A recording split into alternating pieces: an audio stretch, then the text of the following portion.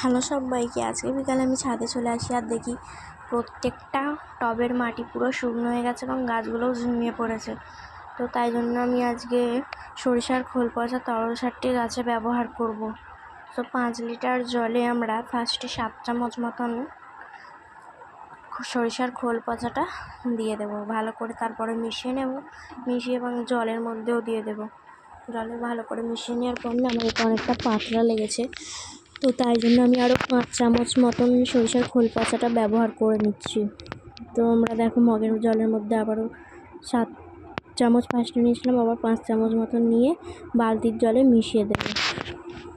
মেশানোর পরে আমরা ছোটো টব অনুযায়ী একটু বেশি জল এবং বড় টব অনুযায়ী একটু বেশি জল নেব, দিয়ে এবার প্রত্যেকটা টবে এভাবে করে ব্যবহার করবো। তোমরা কিন্তু শুধুমাত্র বড় ইউটিউবারদেরই সাপোর্ট করো, ছোটো ইউটিউবারদের ভিডিও আসলে স্কিপ করে চলে যাও, লাইক করো না, কমেন্ট করো না, কেউ শুধুমাত্রই দেখো। তো আমরাও কিন্তু অনেক কষ্ট করে ভিডিও বানাই, এডিট করি, তো আমাদেরও কিন্তু একটা লাইক ডিজার্ভ তো করি, তাই না? তো তোমরা কিন্তু লাইক করবে, আর লাইক করতে কিন্তু টাকা লাগে না, শুধুমাত্র একটা ক্লিক। তো তোমরা কিন্তু লাইক করবে, আর যে ফার্স্ট কমেন্ট করবে তার নামটা কিন্তু আমি নেব।